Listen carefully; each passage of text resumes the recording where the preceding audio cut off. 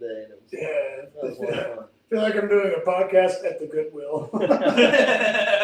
Where these clothes? At least it's a nice house. Yeah. We're not in a hut or anything. That'd be cooler. That would be You're swatting mosquitoes. Like, the hut. you have to play a game every time a mosquito dies. I can guarantee you it's the only house on the block where the couple is Bob's Burgers in the corner. Nobody else has that. Nobody else has Etsy art on the wall. Hold on, are we the first white people you've ever met? Yeah.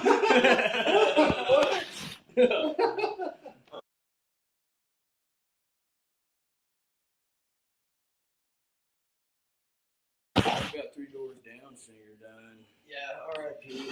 Anybody emotionally attached Well, to them like that?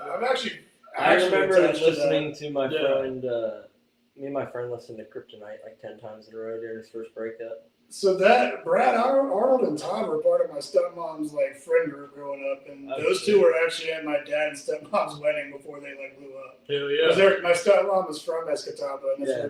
they lived in the same neighborhood. Yeah. I know that a lot of people had stories like this about 3 doors down if you grew up on the coast. Yeah. How did he die? But, pancreatic cancer. Yeah.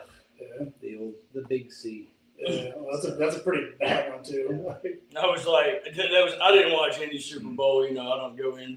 I don't watch sports and shit. But I'm like, it should have been Brad instead of Kid Rock. Goddamn, if anybody. But I was keeping up a little bit with the. Wait, did you watch the Kid Rock show? I didn't watch none of it, bro. I don't know how he did. I just know Brad. No, he was. He He wasn't the actual halftime performer. He might have done it better dead. I don't know. You know, Kid Rock wasn't. I know he was. I know he was. Yeah, I know. The turning point. I'm waiting for what he should have been. I kept up with that. And it's actually coming out today that apparently a bunch of streamers caught the Turning Point Twitch account like with bots. They caught it? What do you mean?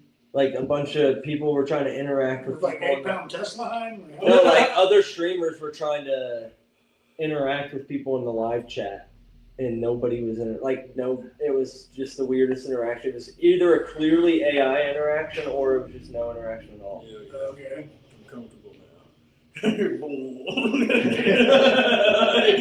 I hear loud music pumping. Bro, why is your music so loud that you're shaking things in my kitchen? It's about presents, bro. Time out. You're You're in time out, actually. Well, you didn't go to my house and give me a present. I don't worry about presents at all. You didn't give me nothing. If we were doing this at your house, it'd just be a train coming by every 10 Yeah, it really is a coming by train. every Dude. 10 minutes. I live right next to the train tracks, and it's like, that's way louder than anybody can bump. Yeah. I like it when it's like a 1970 Cutlass and you don't even hear the boom of the speaker, you just hear all the screws coming. Yeah, you just hear the car fucking falling apart. That's my favorite. Yeah, it's good stuff. But yeah, anybody have any crazy things this week? The only crazy story that I really saw this week was that Olive Garden guy.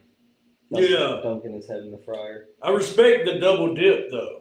He did it. That's how you get the. I just want to know if it was like, because me and Krangus were talking about it a bit yesterday, and Krangus was like, was it during the rush? And I was like, it just had to have been. No. Yeah. There's no way. It had to have been the third time the chicken parm got sent back. And he was like, fuck this. All time, fuck this. So what was the story again? Guy at Olive Garden just attempted. He succeeded. Succeeded in his don't want to get banned from YouTube unaliving attempt, and yeah, he dunked his weapon of choice was dunking his head in the fryer. He's the whole story was he was a PCP addict, which is crazy because where do you get PCP? Did that really come out? Yeah, this is what I heard. He was a PCP addict. He had been sober. Chili knew him. I'm just not. I know damn well ain't nobody on the streets right now. Yeah. And then he relapsed and went into a crazy hallucination, dunked his head in once, and then dunked it in again. And I thought about when we used to fry chicken, how you would like rebread them and do it to get them extra. This is Olive Garden? Yeah. Olive Garden. When you're here, you're fried. Yeah.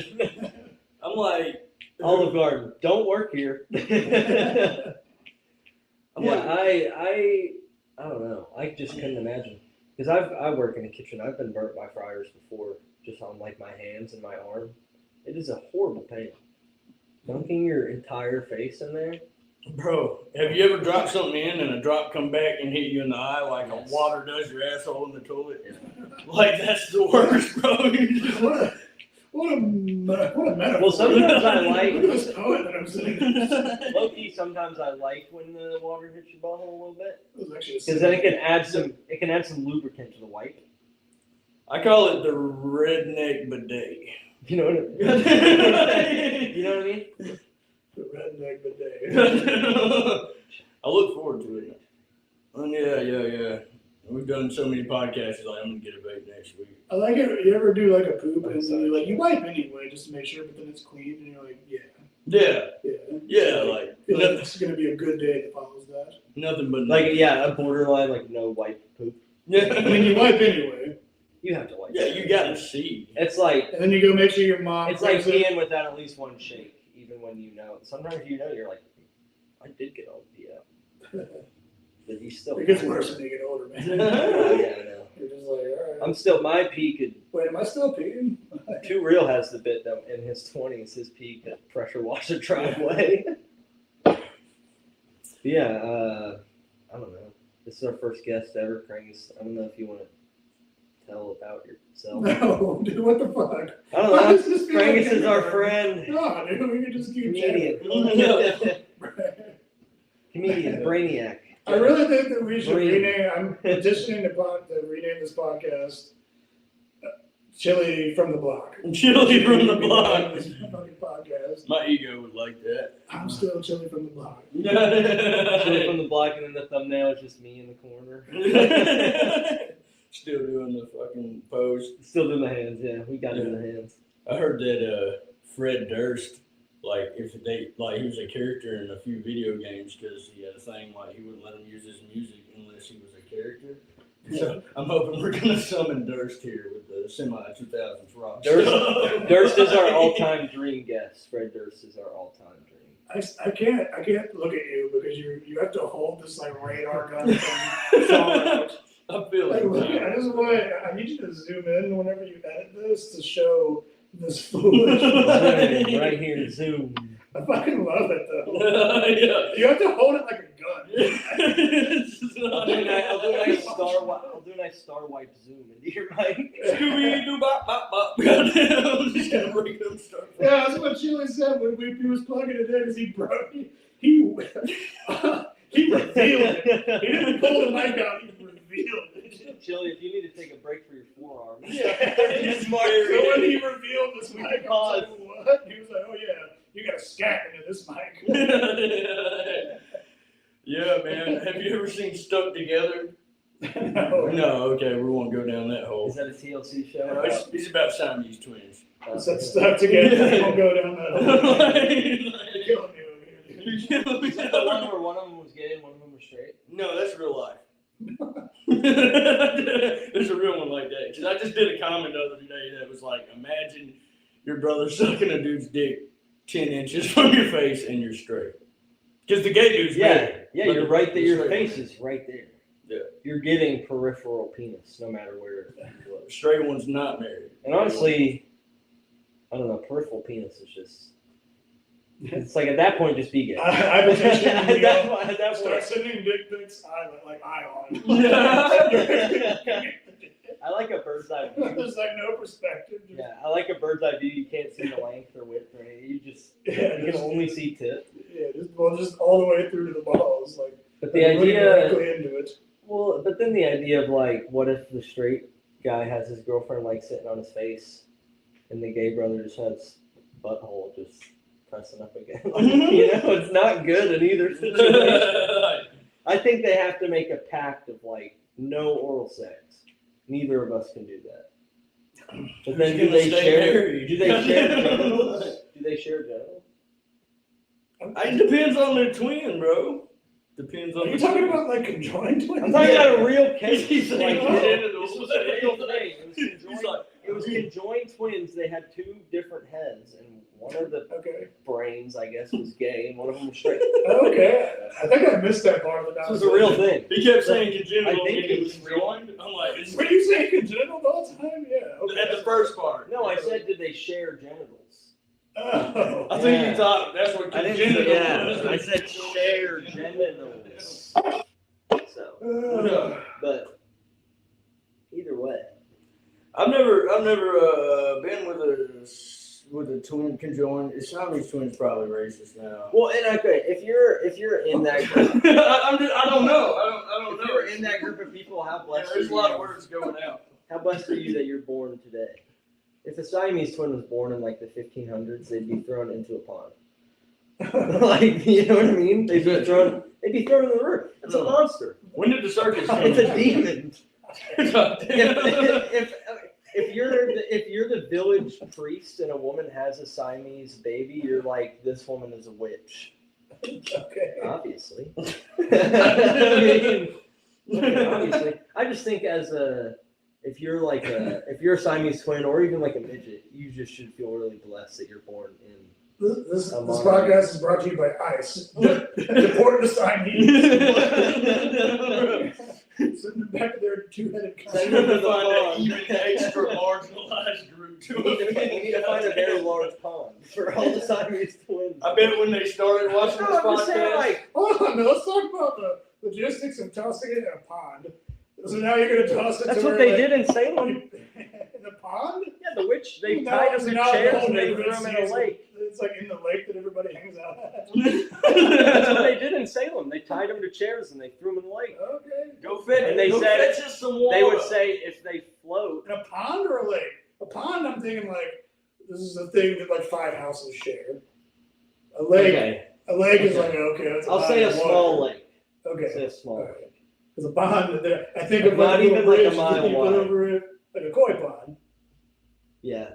Okay. I Yeah, want- bigger than that. Bigger than that. It's not. We're not drowning Siamese twins in a garden. You go to a Japanese restaurant, there's just bodies of witches piled in the That's what I was fucking thinking of. They're like we hand picture sushi around all the Siamese twin bodies that we have. Alright, let's take the hibachi. It's safe here. So- I'll take the gay half.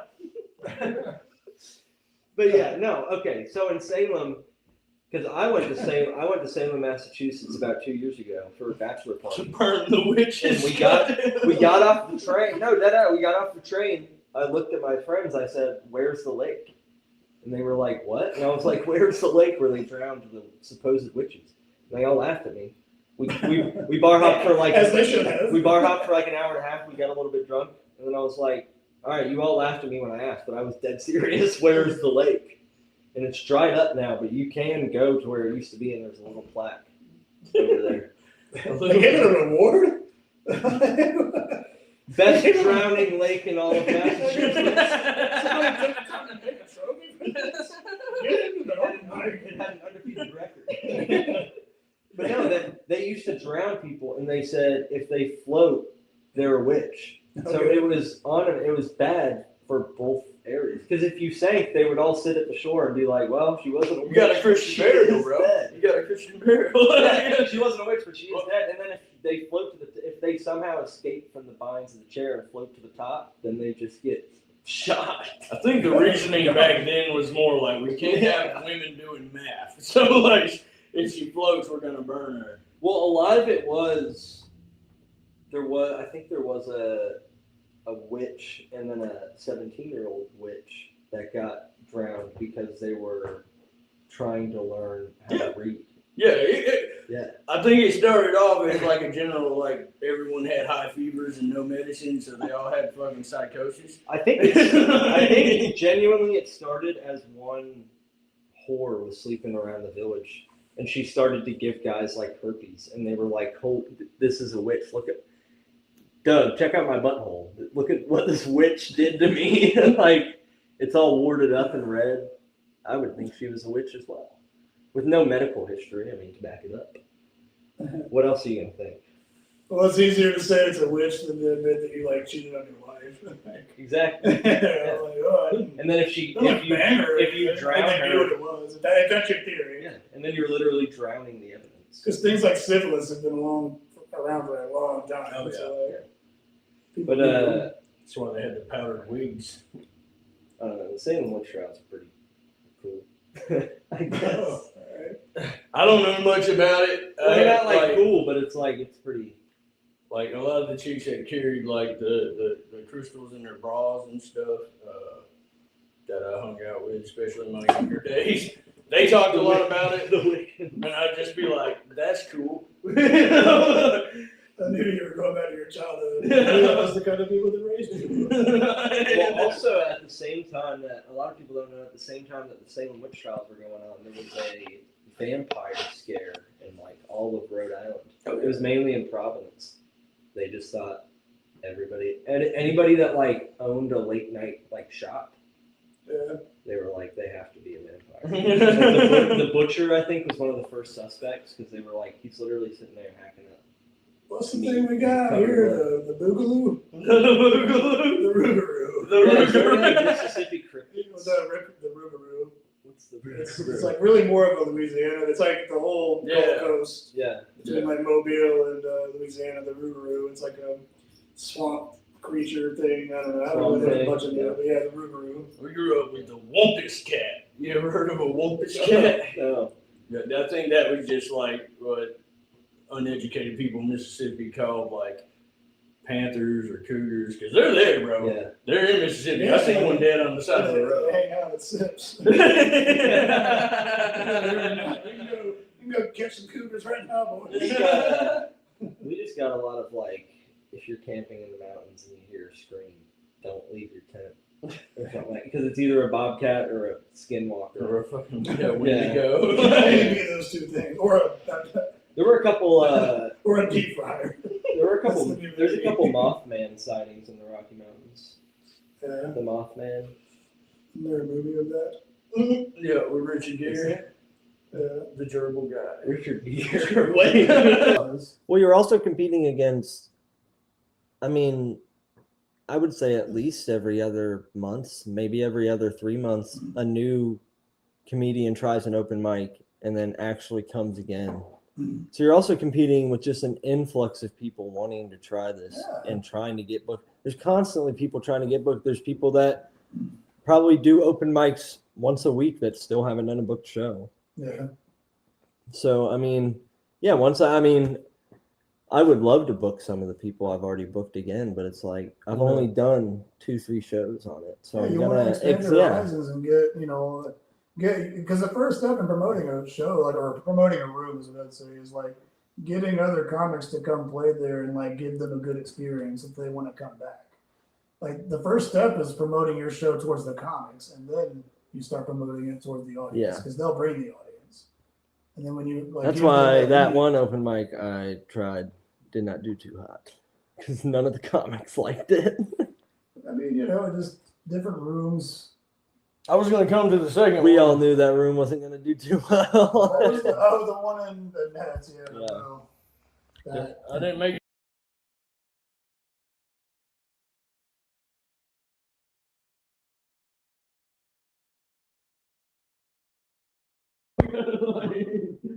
All because no, that wasn't Charlie Kirk joke.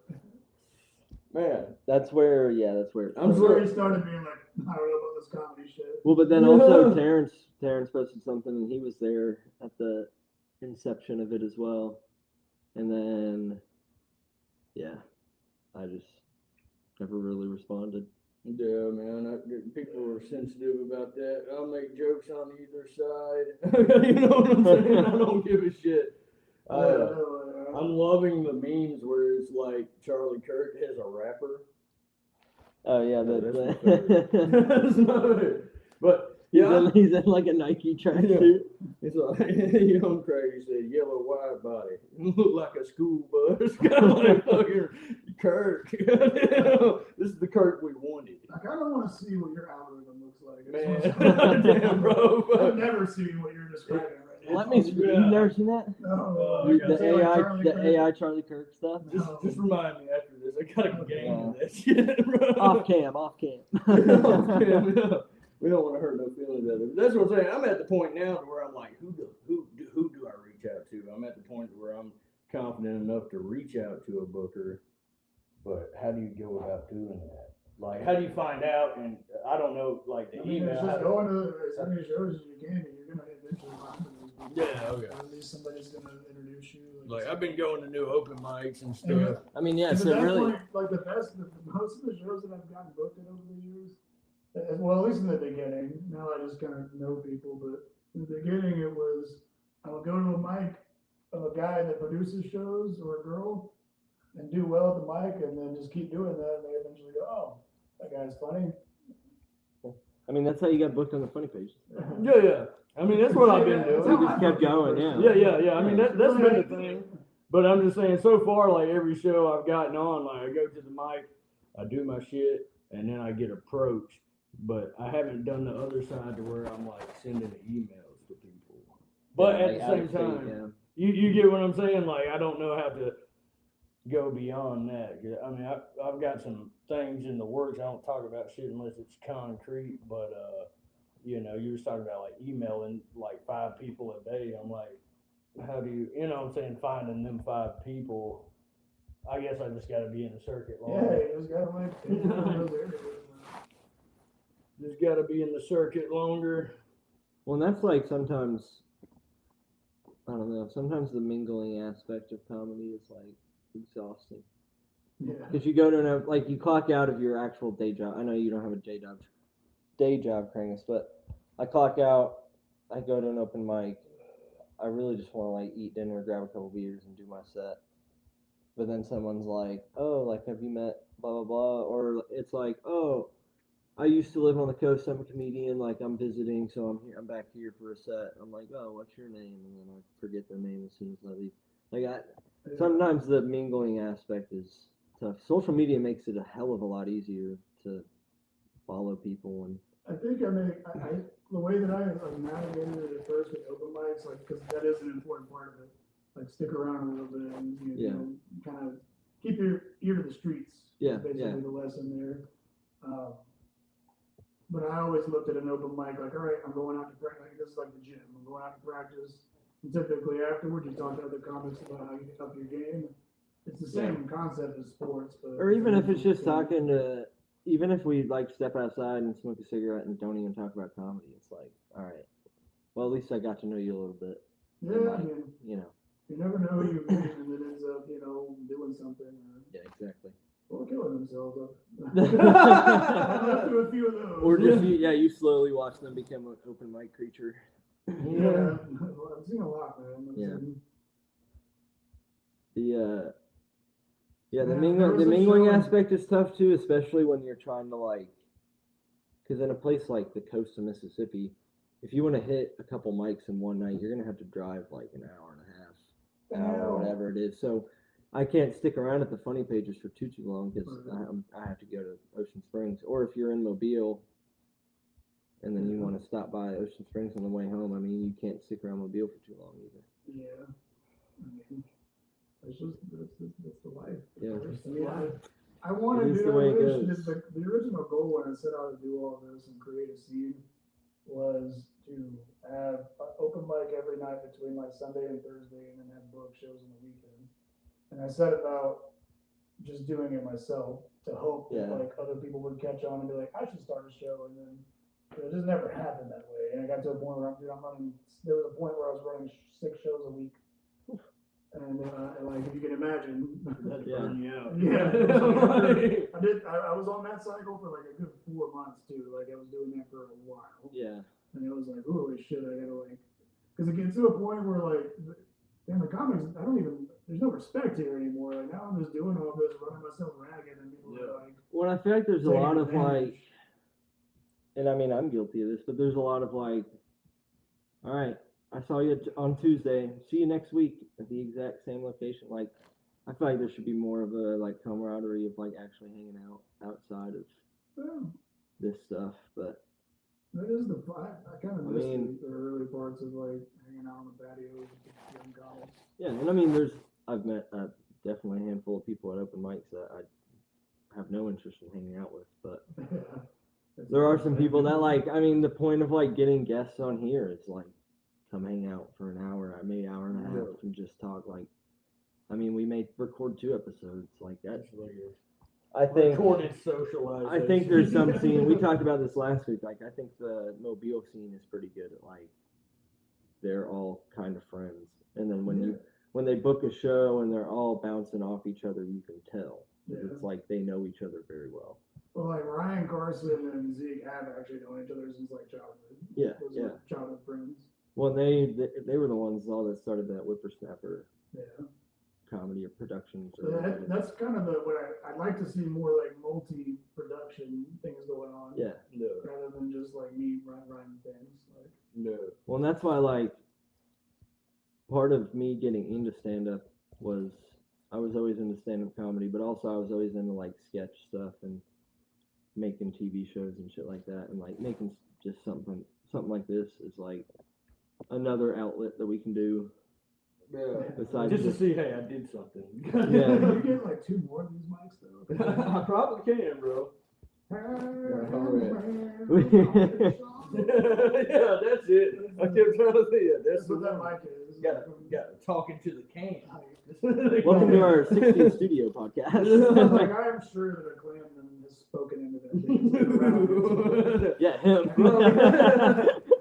It's always funny. He's holding it right now. They're gonna open this podcast and look at me, and then Luke was talking about burning witches and shit. They expect that from me. I'm not trying to it's been a hot episode. But I'm not trying to go back on treaded ground. But dude dunked his head in the fryer. I wonder if they changed the oil.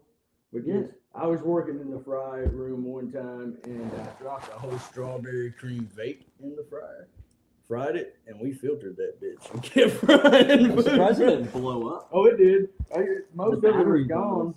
Most of it was gone. It wasn't mine. It was upper management. They're like, we're not throwing this oil out. I was like, I heard throw the oil out, bro. I heard a kitchen horror story where they had a pastry section, so they made their own whipped cream. So they had like whipping canisters around, and one of those fell into the fryer. And it like shot out. Hit someone. That would be awesome. But I guess doing a fried with it. Doing a fried with it. Dude, I heard a story from this Atlanta comic. I fucking wish I knew his name, but he told me this crazy story, like at an open mic that he did, where it was like he watched everybody just bomb. It was like just a bar where nobody gave a fuck about comedy. Like there was silence. Like 20 comics, and this like veteran comic of the scene like got up and just went. He saw what the room looked like and just went, "You guys want to see me do a whip it?" The crowd just goes nuts. The only thing that lands, dude, humps the whip it right on the screen. And then as everybody's like, "Ooh," he goes, "You guys want to see me do another whip it?" He killed, he murdered. 5 whippets on stage. Imagine getting home there. Your babe's like, "How was your sex tonight?" You're like, absolutely murdered. I just don't know if I can keep it up. I have to go buy more whippets. That's my shtick now. Running out of oxygen to my brain, but whippets. Whippets are great. I used to love them. There was I used to do them all the time. A head shop in Hattiesburg where bro went in there to get like some Rillos. I don't know. I was like 21. I went in there and he just opened up to me about his whippet addiction. I was just like, imagine going to rehab for whippets. Does that happen? Like, they could beat you up for that. Yeah, that's what I'm saying. Like, nah, bro, I've been stuck. It's like going to rehab for like weed and beer. Like, I just drink beer. I prompted him. I was like, what is this? I used to have a bit about that. It didn't really work out too well. Seeing as I don't tell it anymore, but I used to have a bit about like when I turned 21, I started drinking so bad that I was like, I think I should go to rehab. And I was like, nah, they're gonna beat my ass if I go in there being like, I've been drinking real bad for 3 months. They're all gonna be like, I did heroin and killed my dog, and I don't care. Rob my parents. I drank 4 beers last night. day after work this week. I'm such a piece of shit. Bro over here can't stop eating whipped cream, dog. It's like I literally can't smell anything with the amount of cocaine I've fucking done. Like I went through a 12 rack in 2 days. Shut the fuck up. You can't steal rehab valor. That's fucked up. This is my fridge. That's the ghost. Hopefully that didn't even pick up. Wait, so what is this thing? Oh, it's like the old school connector. Yeah, that goes to the mic stand. It's really like for acoustic No, it guitar. looks like a pipe. That's why I'm so comfortable. Your penis. I'm so comfortable. Yeah, it's just like, you hook it up and it hangs, and it's like for more acoustic guitars and shit. I built a studio and never used it. This is like the Arthurian legend because that is Hank Williams' microphone, ladies and gentlemen. That is the Excalibur of Alabama. The legend of Chili runs deep. He's still chilly from the block. Rode in with the ghost of Hank Williams, like that song said. He's like, use this mic, son.